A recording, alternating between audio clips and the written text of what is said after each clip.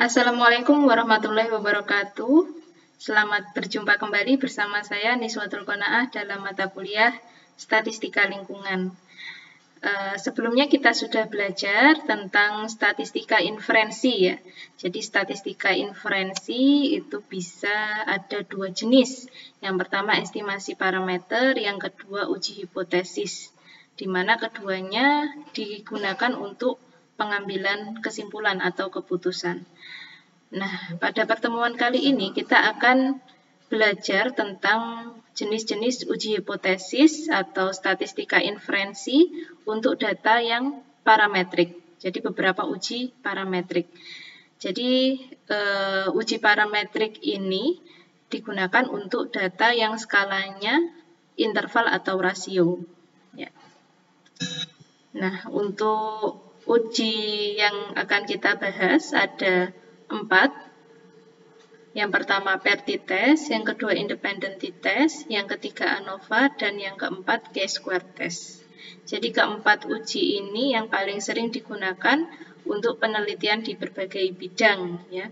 Sebenarnya masih ada jenis uji-uji yang lain, namun keempat ini yang paling sering digunakan. Oke, ini yang sudah kita bahas sebelumnya. Jadi statistika inferensi ada 2, estimasi parameter dan uji hipotesis. Nah, uji hipotesis ini yang jenisnya ada banyak sekali ya, yang digunakan untuk menganalisis penelitian di berbagai bidang. Oke, kita masuk ke uji yang pertama, yaitu PERT-T-test. Jadi kapan sih uji PERT-T-test ini digunakan? Yang pertama, sesuai dengan namanya, PERT-T-test. Jadi PERT itu berpasangan, sehingga uji ini digunakan sebagai uji komparatif atau perbandingan dua sampel yang berpasangan. Artinya hanya ada satu kelompok ya, satu kelompok kemudian dilakukan pengukuran, 2 kali pengukuran sebelum dan sesudah. Sehingga sampelnya itu berpasangan ya, satu kelompok sampel tapi berpasangan, pengukurannya bisa 2 kali, pengukuran pertama sama pengukuran yang kedua. Kemudian sampel tersebut diambil secara random karena memang di penelitian itu sampelnya selalu diambil secara random. Kemudian untuk yang ketiga, datanya harus berskala interval atau rasio, karena ini merupakan uji parametrik yang sudah tadi saya singgung ya. Uji parametrik itu adalah uji yang digunakan untuk data berskala interval atau rasio. Kemudian datanya harus berdistribusi normal. Yang selanjutnya jumlah datanya kecil, biasanya digunakan untuk data yang jumlahnya kurang dari 30. Kalau lebih dari 30 bisa menggunakan uji Z ya, seperti yang sudah kita pelajari kemarin. Kalau uji Z sama uji T itu sebenarnya mirip ya. Bentuk distribusinya sama seperti kurva lonceng ya. Namun kalau uji T itu digunakan untuk sampelnya yang kecil. Kalau uji Z itu digunakan untuk sampelnya yang besar atau untuk populasi gitu. Kemudian syaratnya untuk digunakan PERT-T-test itu bentuk desain penelitiannya one group only before and after design. Jadi seperti yang saya katakan tadi, PERT-T-test ini digunakan untuk membandingkan dua hasil pengukuran dari satu kelompok sampel. Nah, bisa sebelum, before, and after design. Misalkan diberi perlakuan gitu ya, diberi efek perlakuan, diberi pembinaan, diberi obat atau apa gitu ya. Jadi sebelum itu kondisinya bagaimana, setelah itu kondisinya bagaimana, bisa kita bandingkan apakah ada efek dari perlakuan tersebut. Ya, ditandai dengan perbedaan rata-ratanya, seperti itu. Nah, untuk prosedur pengujian PERT-T-test hal yang pertama kita lakukan yang jelas adalah menentukan hipotesis. Untuk hipotesisnya H0 itu μ1 sama dengan μ2, rata-rata sebelum dan sesudah perlakuan sama. Kemudian H1-nya μ1 tidak sama dengan μ2, yang artinya rata-rata sebelum dan sesudah perlakuan berbeda. Ini untuk yang dua arah. Kalau untuk yang satu arah, kalau yang dua arah tidak sama dengan, itu artinya kan bisa lebih dari, bisa kurang dari ya, sehingga daerah penolakannya itu ada dua sisi, bisa kanan, bisa kiri. Kemudian untuk yang satu arah, satu arah berarti daerah penolakannya satu sisi, bisa lebih dari, berarti daerah penolakannya hanya satu sisi di kanan, bisa kurang dari, berarti daerah penolakannya ada di sisi kiri saja, satu sisi. Kemudian untuk statistik ujinya, kita menggunakan nilai T hitung yang rumusnya sebagai berikut. Jadi X bar 1 itu adalah rata-rata sampel sebelum perlakuan, X bar 2 rata-rata sampel setelah perlakuan, S1 simpangan baku sebelum perlakuan, dan S2 simpangan baku setelah perlakuan. Selanjutnya di sini ada nilai N. N itu adalah jumlah sampel, dan R yang terakhir adalah korelasi sampel sebelum dan setelah perlakuan. Jadi untuk T hitungnya bisa kita hitung melalui rumus berikut ya. Kalau kita perhatikan mirip dengan rumus mencari Z. Nah, karena memang kalau Z sama T itu perbedaannya hanya di jumlah datanya saja. Kalau T digunakan untuk jumlah data sedikit, kalau yang Z digunakan untuk datanya yang besar. Kemudian untuk daerah kritis atau daerah penolakan H0, untuk uji dua arah, H0 itu ditolak ketika T hitung lebih dari nilai mutlak T alfa per 2, N-1. Jadi N-1 itu adalah derajat bebasnya, ya, derajat bebas N-1. N itu adalah jumlah sampel dikurangi 1. Kemudian untuk uji dua arah, uji dua arah ini ya tadi ya. Untuk uji satu arah, H0 ditolak ketika min T hitung kurang dari min T alfa N-1. Nah, ini untuk yang daerah penolakannya ada di sebelah kiri. Nah, atau H1-nya yang kurang dari. Kemudian atau T hitung lebih dari T alfa N-1. Nah, ini untuk yang H1-nya itu penolakannya di sebelah kanan atau yang lebih dari H1-nya. Gitu.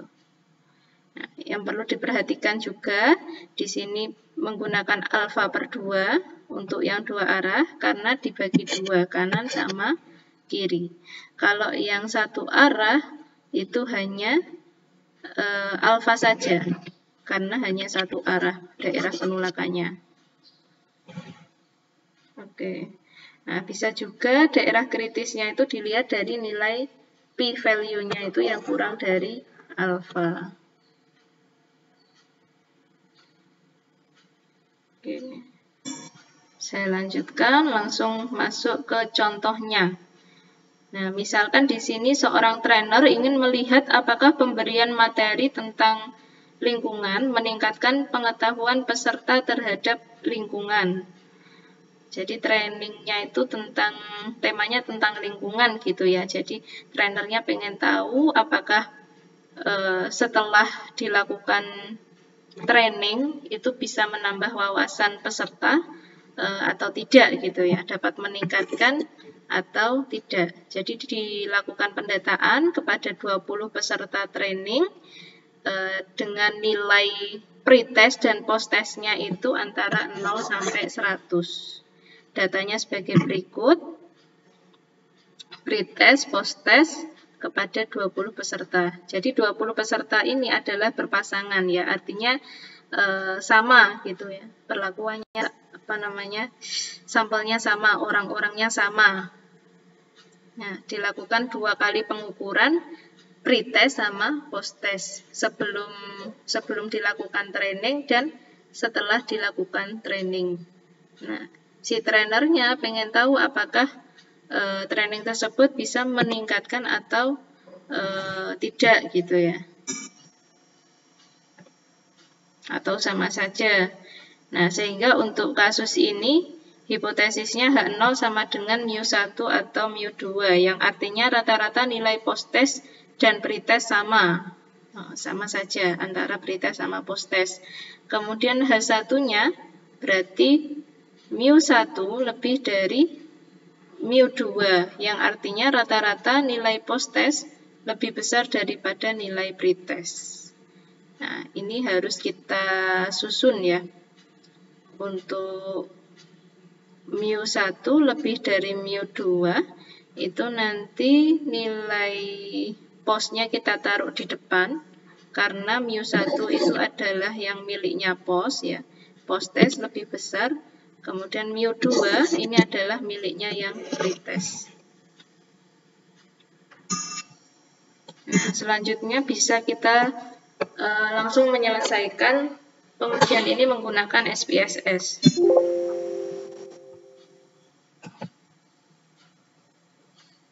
Nah, kita buka dulu SPSS.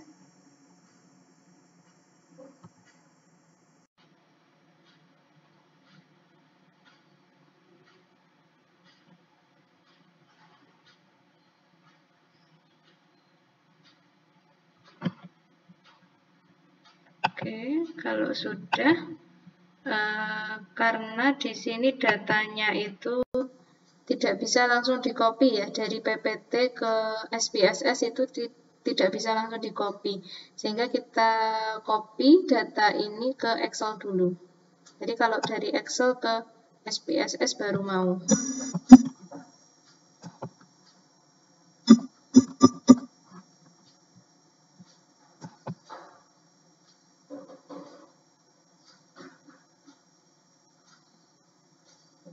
Oke, tadi sudah saya Ctrl C ya, sekarang saya Ctrl V.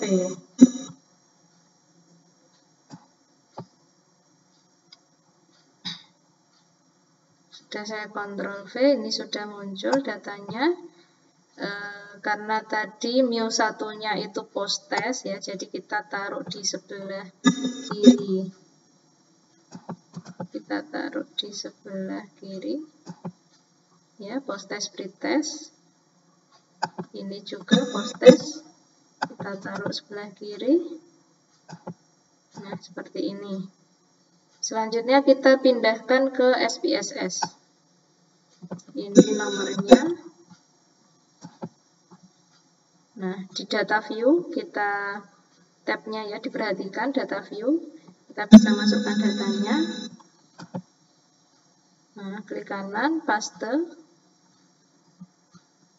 Ini baru yang nomor tadi. Kemudian 11 sampai 20.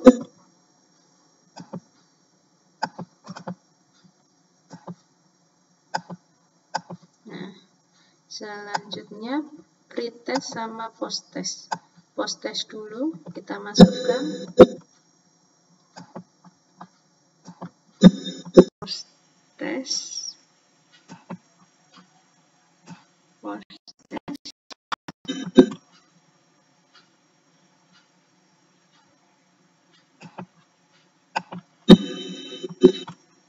Kemudian pretest. Pretest.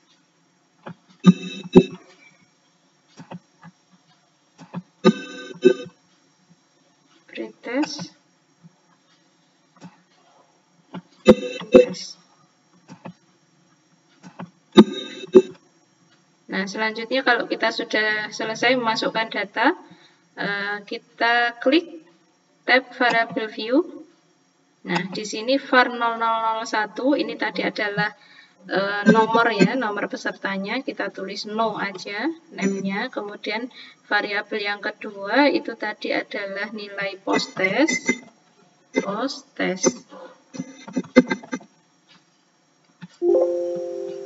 Nah, Di sini ada keterangan variabel name contains an illegal character. Jadi dalam menamai variabel itu tidak boleh ada spasi ya. Tadi saya kasih spasi, jadi nggak mau. Nah, posttest, nggak usah dikasih spasi. Kemudian pretest. Nah, width itu adalah kelebaran ya, panjangnya data. Ini nggak apa-apa. Kalau nomor kita buat desimalnya 0 saja. 0 angka di belakang koma. Posttest, pretest, 0 angka di belakang koma, nggak masalah. Oke. Nah, measure-nya ini kita ganti scale. Kalau untuk skala data, interval dan rasio, measure-nya di sini diganti scale. Oke. Kalau sudah, kemudian langsung saja kita melakukan pengujian. Klik Analyze, kemudian Compare Mean. Ya, Compare Mean di sini ada pilihan ada One Sample T-Test, Independent Sample T-Test. Nah, kita sekarang mau melakukan pengujian paired T-Test, berarti menggunakan yang paired sample T-Test. Nah, ini langsung saja kita masukkan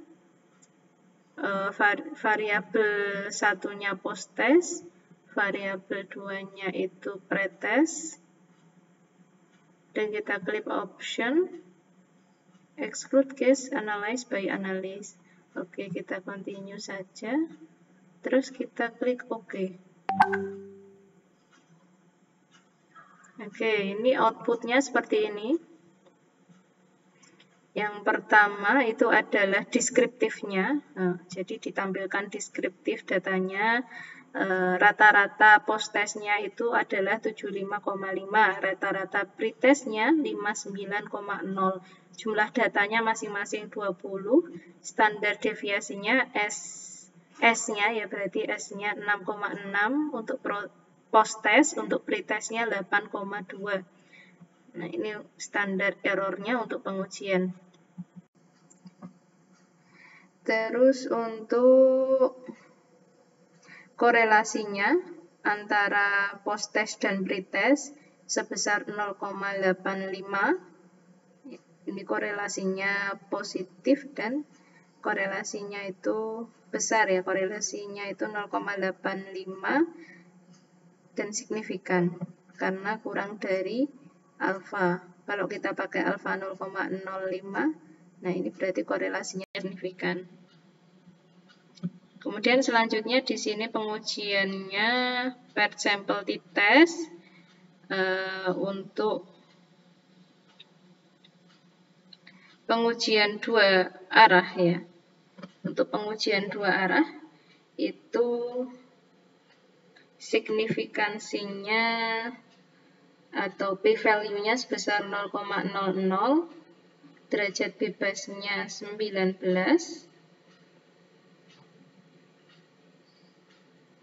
nah T hitungnya ketemu 17,01,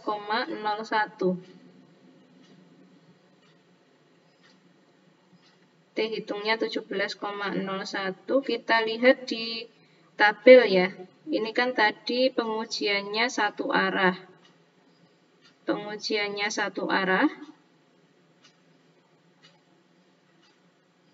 mu1, H1-nya mu1 lebih dari mu2, berarti tolak H0-nya, tolak H0 ketika T hitung lebih dari T alfa, N-1, jadi DF-nya 19, alfanya 0,05. Kalau yang di sini adalah uji dua arah ya yang tampil. Nah, untuk mengetahui satu arahnya, kita butuh membandingkan dengan T-tabel. Nah, untuk tahu nilai T-tabelnya, kita pakai Excel. Ya, kita kembali ke Excel, kemudian klik function. Nah, di sini bisa kita pilih yang all, kemudian kita cari function T.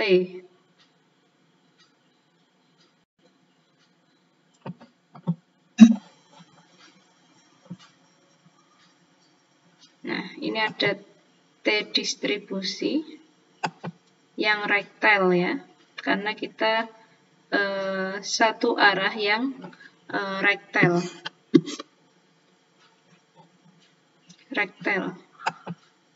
Oke, X-nya itu berarti, oh bukan, ini untuk yang diketahui adalah T, untuk mencari p-value kalau ini. Kalau ini untuk mencari p-value, tadi ketemu T hitungnya berapa? 17,07.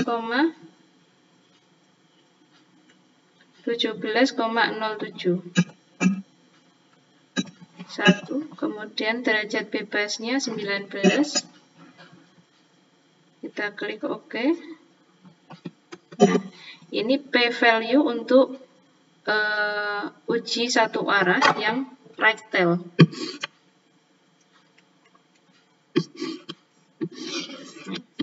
Untuk yang rectile itu artinya daerah penolakannya ada yang ada di sebelah kanan. Nah, ini ketemu p-value-nya. P-value itu 2,7. Ini berarti 2,77 kali 10 pangkat min 13. Berarti 0,000000 sekian ya.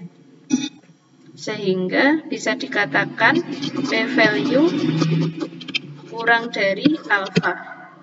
Nah, dari sini sudah bisa kita katakan kesimpulannya adalah tolak H0. Nah, tapi kita juga harus tahu nilai T tabelnya. Kalau T tabel, kita pakai function yang, coba T, kita cari functionnya T.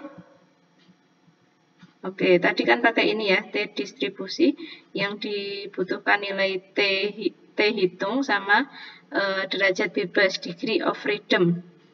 Nah, sekarang kita cari inverse-nya. T inverse. T inverse, kita nyari T tabel. Nah, alfanya di sini kita pakai 0,05 ya. Berarti probability-nya 0,95. Derajat bebasnya 19. Oke.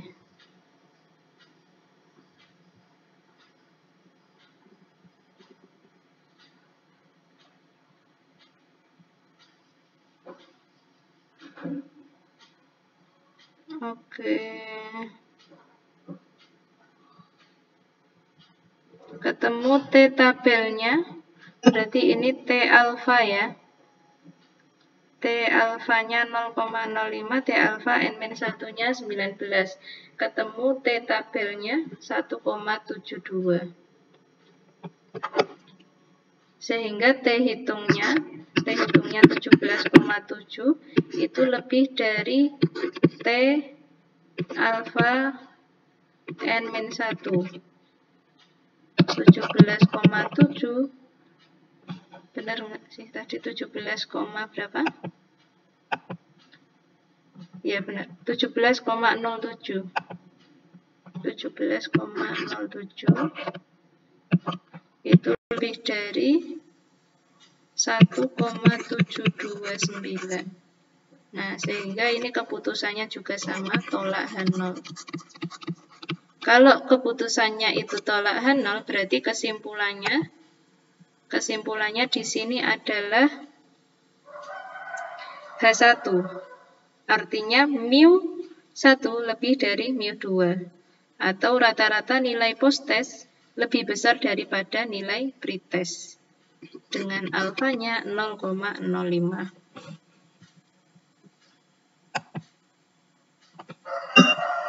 Oke. Nah, ini berarti tadi daerah kritisnya sudah ketemu ya. Daerah kritisnya Bisa digambar. Di sini tadi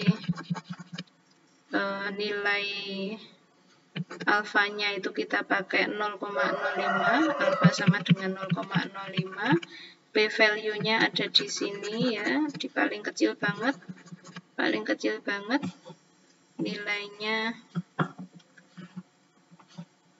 P-value ya, P-value kurang dari alfa. Terus untuk nilai T-nya di sini tadi ketemu T tabelnya ketemu 1, nah ini T tabel ada di sini. Ini alfa. T tabel 1, berapa tadi ya? 1,73. Terus untuk T-nya di sini, T hitung itu ketemunya sama dengan 17,07. Ketemu ya, karena P-value kurang dari alfa dan T hitung ya. T hitungnya bukan ini karena satu arah ya. T hitung lebih dari T tabel T alfa n-1 sehingga kesimpulannya tolak H0. Oke. Seperti itu cara mengerjakannya untuk yang satu arah ya. Jadi kalau untuk yang dua arah nanti teman-teman bisa langsung lihat di SPSS-nya. Nah, jadi T-nya 17,07. T hitung untuk yang, nah ini satu arah. Untuk yang dua arah,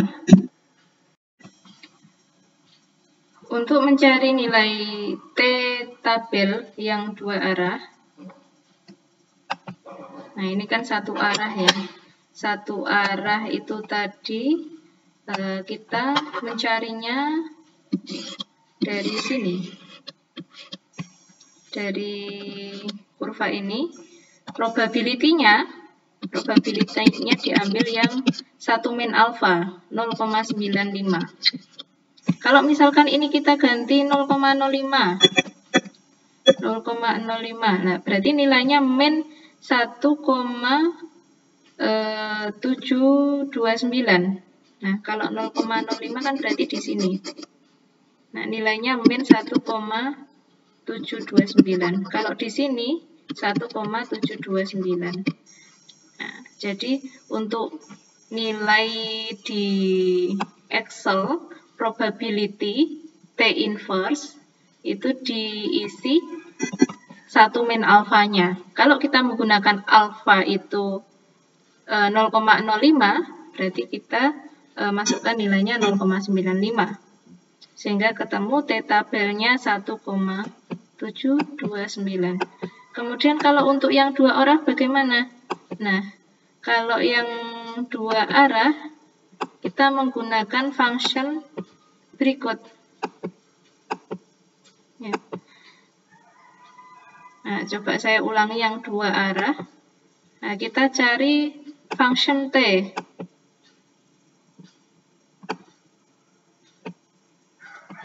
Function T yang dua arah. T inverse 2 til.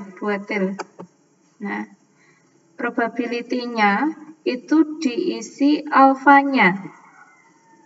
Kalau kita pakai alfa 0,5 berarti langsung saja dimasukkan 0,05. Derajat bebasnya 19. Nah, ketemu nilai T tabelnya 2,09. Nah, bagaimana kok bisa beda gitu ya? Karena memang membacanya beda. Kalau yang satu arah tadi 1 min alfa, ya, 1 min alfa. Kalau yang 2 T tadi ini 2T, membacanya alfa. Jadi yang dibaca luasan kanan dan kiri ini 0,05. Nah, ini ketemu T tabelnya 2,09. Oke, jadi seperti itu untuk mencari nilai T tabelnya. Ini T alfa per 2, ya, alfa per 2, N-1. Kalau ini T alfa N-1. Oke. Itu untuk mencari nilai T tabel. Kalau T hitung kita dapatkan dari SPSS. Ini ya tadi, T hitungnya ketemu 17,071. Nah, selanjutnya silakan teman-teman bisa ke slide selanjutnya. Di sini ada latihan untuk uji Pertites. Nah, misalkan di sini ada tim dosen dan mahasiswa ilmu lingkungan ingin melakukan pengabdian kepada masyarakat tentang bagaimana mengurangi volume sampah harian menggunakan metode 3R, reduce, reuse, and recycle di desa X. Nah, di awal program dilakukan pendataan rata-rata volume sampah harian untuk 20 rumah tangga yang terbina. Setelah dilakukan sosialisasi dan pembinaan, dilakukan pengukuran lagi terhadap rata-rata volume sampah 20 rumah tangga tersebut. Kemudian perintahnya lakukan uji hipotesis apakah terdapat perbedaan. Nah, di sini kata-katanya terdapat perbedaan. Berarti uji dua arah. Nah, satunya itu menggunakan tanda tidak sama dengan. Ya. Apakah terdapat perbedaan antara volume sampah harian sebelum dan setelah dilaksanakan program? Nanti silakan teman-teman bisa masukkan datanya ke SPSS seperti yang tadi saya contohkan, terus disusun di Word ya, di print screen tahapan-tahapannya sampai menghasilkan hasil pengujiannya, tolak H0 atau gagal tolak H0. Artinya dia ada nggak sih perbedaan antara rata-rata sebelum diberikan training, sebelum diberikan sosialisasi, dan setelah dilakukan sosialisasi. Baik, itu saja yang bisa kita bahas pada pertemuan hari ini. Untuk pengujian jenis-jenis pengujian yang lainnya akan dibahas pada pertemuan selanjutnya. Terima kasih, selamat mengerjakan tugasnya. Wassalamualaikum warahmatullahi wabarakatuh.